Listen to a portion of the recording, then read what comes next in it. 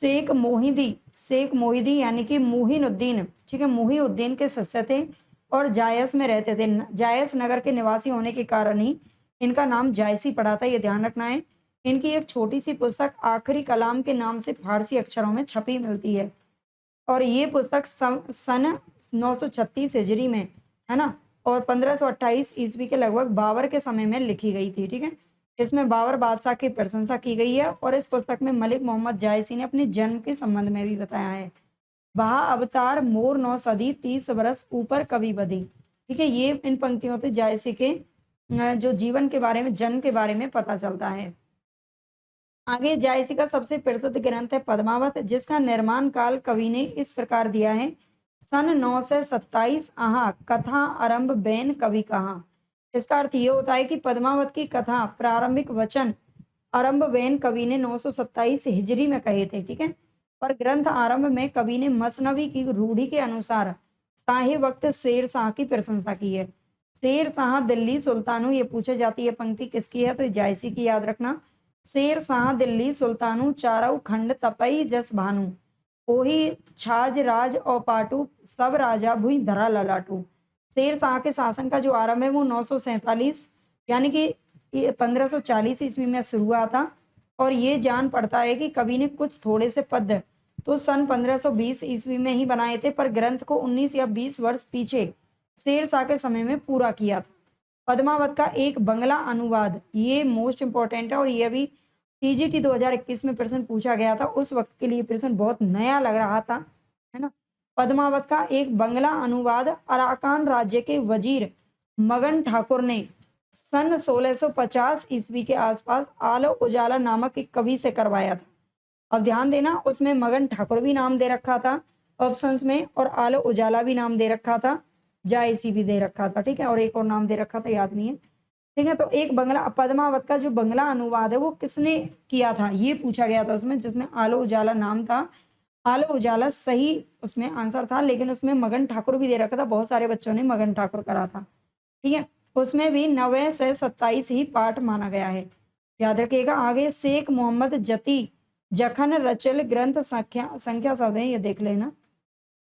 आगे देखेंगे, जायसी अपने समय के सिद्ध फकीरों में गिने जाते थे, ठीक है। जायसी अपने समय के सिद्ध फकीरों में गिने जाते थे। अमेठी के राजघराने में इनका बहुत मान था, ठीक है। अमेठी के राजघराने में इनका मान था। जीवन के अंतिम दिनों में जायसी अमेठी से 2 मील दूर तक एक जंगल में रहा करते थे, वहीं पर इनकी मृत्यु हुई। काजी नसरुद्दीन हुसैन जायसी ने, जिन्हें अवध के नवाब सुजाउद्दौला से सनद मिली थी, ठीक है। सुजाउद्दौला कौन थे, अवध के नवाब थे उस समय, वहां से सनद मिली थी। अपनी याददाश्त में जायसी का मृत्युकाल 4 रजब 949 हिजरी लिखा है।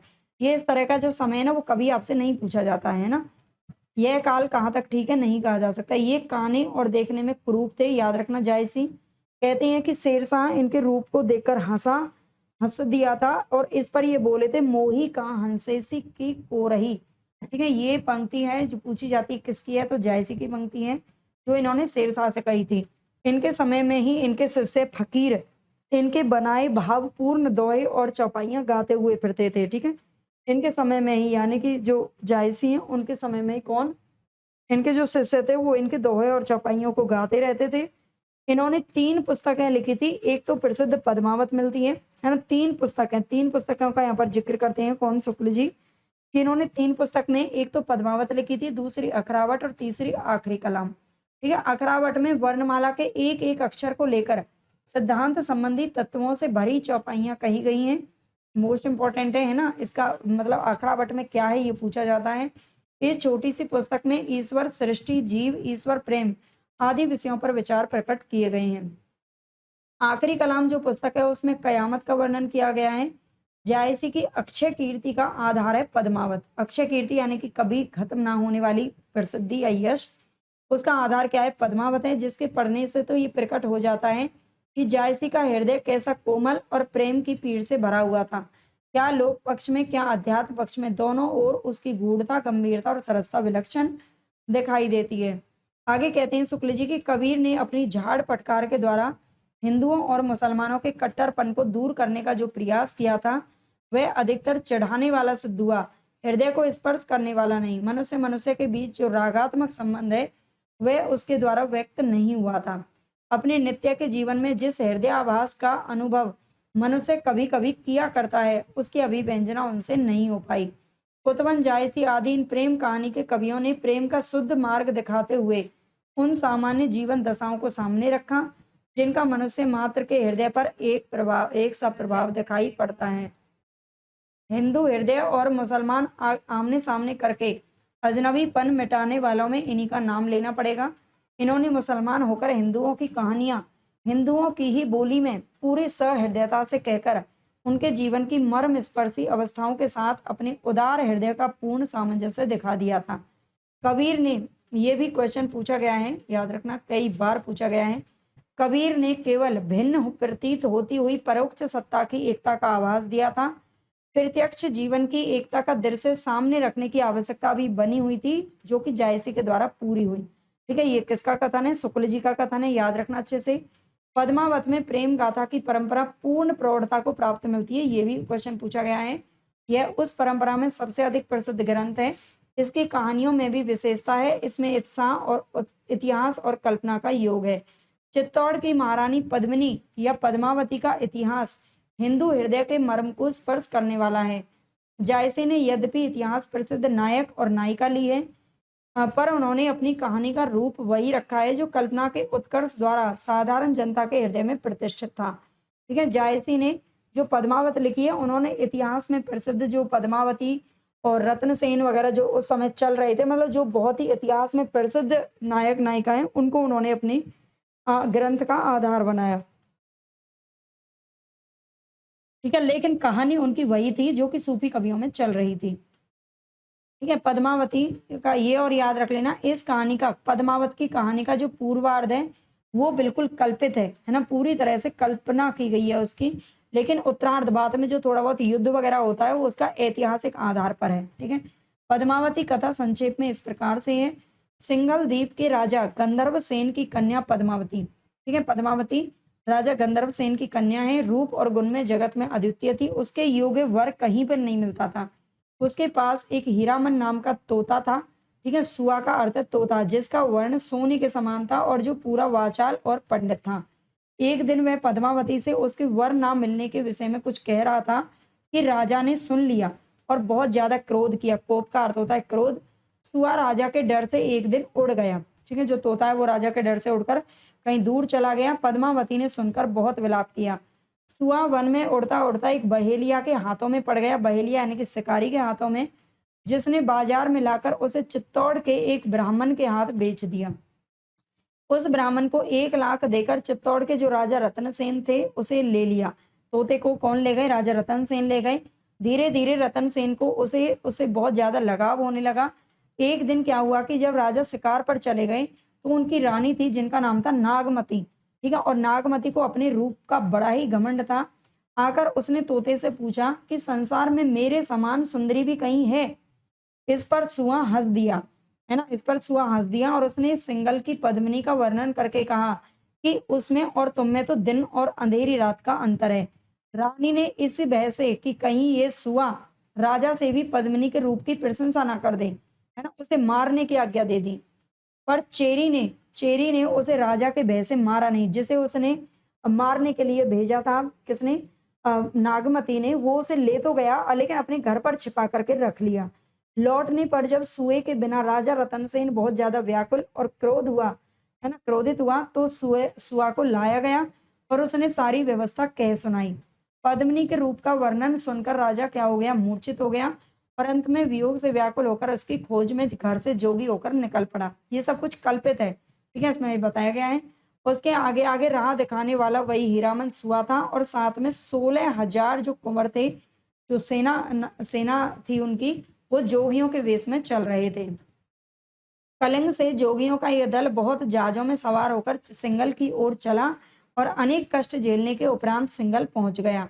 वहां पहुंचने पर राजा तो शिव के एक मंदिर में जोगियों के साथ बैठकर पद्मावती का ध्यान और जप करने लगा और हीरामन सुई ने जाकर पद्मावती से यह सवाल कह डाला। राजा के प्रेम की सत्यता के प्रभाव से पद्मावती प्रेम में विकल हुई। श्री पंचमी के दिन पद्मावती शिव पूजन के लिए उस मंदिर में गई, पर राजा उसके रूप को देखते ही मूर्छित हो गया, उसका दर्शन अच्छी तरह से नहीं कर पाया। जागने पर राजा बहुत ही ज्यादा बेचैन हुआ। इस पर पद्मावती ने एक कहला भेजा कि उस समय पर तो तुम चूक गए, अब तो इस दुर्गम सिंगल गढ़ पर चढ़ सको तभी मुझे देख सकते हो। शिव से सिद्धि प्राप्त कर राजा रात को जोगियों सहित गढ़ में घुसने लगा, लेकिन सवेरा हो गया और वह पकड़ लिया गया। राजा गंधर्व सेन की आज्ञा से रत्न सेन को सूली पर मतलब सूली पर चढ़ाने के लिए ले ही जा रहे थे। इतने में 16,000 जोगियों ने गढ़ को घेर लिया। महादेव, हनुमान आदि सारे देवता जोगियों की सहायता के लिए आ गए। गंधर्व सेन की सारी सेना हार गई। अंत में जोगियों के बीच शिव को पहचान कर गंधर्व सेन उनके पैरों पर गिर पड़ा और बोला कि पद्मावती आपकी है, जिसको चाहे दे दीजिए। इस प्रकार रत्नसेन के साथ पद्मावती का विवाह हो गया और दोनों चित्तौड़गढ़ आ गए। अब आगे क्या होता है कि रत्नसेन की सभा में राघव चेतन नामक एक पंडित भी रहता था, जिसे यक्षिणी सिद्ध थी। ठीक है, यक्षिणी एक कला होती है जिससे सिद्ध थी, और पंडितों को नीचा दिखाने के लिए उसने एक दिन प्रतिपदा को द्वितीय कहकर यक्षिणी के बल से चंद्रमा दिखा दिया। जब राजा को यह कार्यवाही मालूम हुई तब उसने राघव चेतन को देश से निकाल दिया। राघव राजा से बदला लेने के लिए और भारी पुरस्कार की आशा में दिल्ली के जो बादशाह थे अलाउद्दीन खिलजी, उनके दरबार में पहुंच गया और उसने दान में पाए हुए पद्मावती के कंगन को दिखाकर उसके रूप को संसार के ऊपर बताया। अलाउद्दीन ने पद्मिनी को भेज देने के लिए राजा रत्नसेन को पत्र भेजा, जिसे पढ़कर राजा अत्यंत क्रोधित हुआ और लड़ाई की तैयारी करने लगा।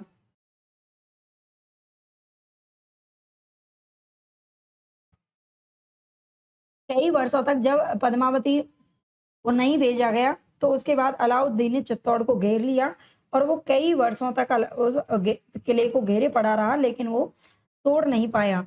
अंत में उसने छल पूर्वक संधि का प्रस्ताव भेजा। राजा ने उसे स्वीकार करके बादशाह की दावत दी। राजा के साथ शतरंज खेलते समय अलाउद्दीन ने पद्मिनी के रूप की एक झलक सामने रखे हुए एक दर्पण में देखी, जिससे कि देखते ही वह मूर्छित होकर गिर पड़ा। प्रस्थान के दिन जब राजा बादशाह को बाहरी फाटक तक पहुंचाने गया तब अलाउद्दीन के छिपे हुए सैनिकों द्वारा पकड़ लिया गया और दिल्ली पहुंचा दिया गया।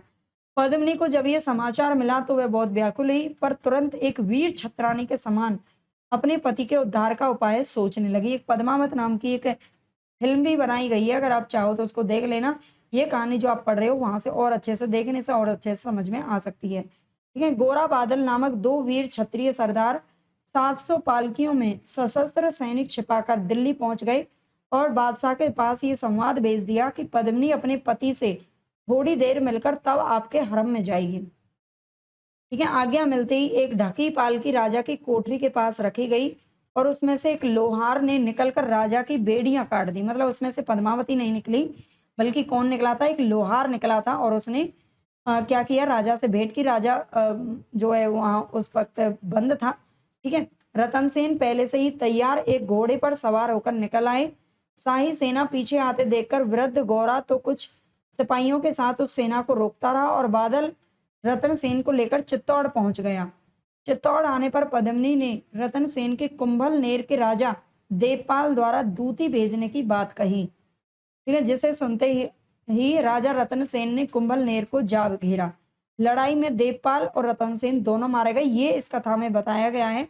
हालांकि जब हम वो पद्मावत का मतलब फिल्म को देखते हैं तो उसमें अलाउद्दीन खिलजी के साथ में उसकी लड़ाई होती है, तब वो मारे जाते हैं। ठीक है, रतनसेन का शव चित्तौड़ लाया गया। उसकी दोनों रानियां नागमती और पद्मावती हंसते हंसते पति के शव के साथ चिता में बैठ गई। पीछे जब सेना सहित अलाउद्दीन चित्तौड़ पहुंचा तब वह राख के ढेर के सिवा कुछ नहीं मिला, जबकि इतिहास में ये लिखा हुआ है कि पद्मावती ने जौहर किया था, यानी कि अग्नि में कूदकर जान दे दी थी अपनी बहुत सारी हजारों रानियों के साथ में मिलकर। जैसा कि ये कहा जा चुका है कि प्रेम गाथा की परंपरा में पद्मावत सबसे प्रौढ़ और सरस है। ये पंक्ति पूछी गई है, ठीक है, ऊपर भी आई थी। प्रेम मार्गी सूफी कवियों की और कथाओं से इस कथा में ये विशेषता है कि इसके व्योरों से भी साधना के मार्ग, उसकी कठिनाइयों और सिद्धि के स्वरूप आदि की जगह जगह व्यंजना होती है, जैसा कि कवि ने स्वयं ग्रंथ की समाप्ति पर कहा भी है। और ये पंक्ति भी पूछी गई है। ठीक है, तन चितोर मन राजा कीना, ये सिंगल बुद्धि पद्मिनी चीना, गुरु सुआ जय पंथ दिखावा, बिनु गुरु जगत को निर्गुण पावा। ठीक है, बिना गुरु के जगत को क्या है, निर्गुण पावा। नागमती है दुनिया धंधा, नागमती किसका प्रतीक है, इस दुनिया का, संसार का प्रतीक है, संसारिक भोग विलास का प्रतीक है। बाचा सोईना एही चित बंदा, राघव दूत सोई सैतानु, माया अलाउद्दीन सुल्तानु। ठीक है, यद्यपि पद्मावती की जो रचना है वो संस्कृत प्रबंध काव्यों की सर्ग पद पद्धति पर नहीं है, फारसी की मसनवी शैली पर लिखी गई है, पर श्रृंगार और वीर आदि के वर्णन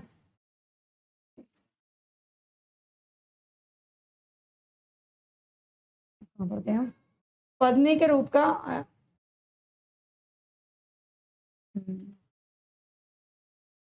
ठीक है, इसका पूर्वार्ध तो एकांत प्रेम मार्गी का ही आवाज देता है, लेकिन जो उत्तरार्ध है वो क्या है, लोक पक्ष का विधान है। पद्मिनी के रूप का जो वर्णन जायसी ने किया है वह पाठक को सौंदर्य की लोकोत्तर भावना में मग्न करने वाला है। अनेक प्रकार के अलंकारों की योजना भी इसमें मिलती है। ये पंक्तियां याद रख लेना, जायसी की पंक्तियां बहुत पूछी जाती हैं।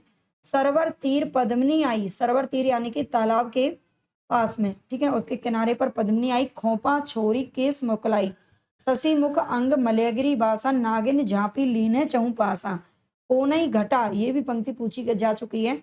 ओनई घटा परी जग छाहा, शशि के शरण लीने जनु राहा, भूली चकोर दीठी मुकलावा, मेघ घटा में चंद दिखावा। पद्मिनी के रूप के वर्णन में जायसी ने कहीं कहीं उस अनंत सौंदर्य की ओर भी जिसके विरह में सारी सृष्टि व्याकुल सी, बड़े सुंदर संकेत यहाँ पर किए हैं। बरुनी का बरनऊ इमी बनी, साधे बान जानू दुई अनी। ठीक है, ये पंक्तियां आपको पढ़ लेनी है। आगे इसी प्रकार योगी रत्न सेन के कठिन मार्ग के वर्णन में साधक के मार्ग के विघ्नों यानी कि काम और क्रोध आदि विकारों की व्यंजना की गई है। ओही मिलान जब पहुंचे कोई, जब हम कैब पुरुष भले हुई। आगे देखेंगे उस्मान की चित्र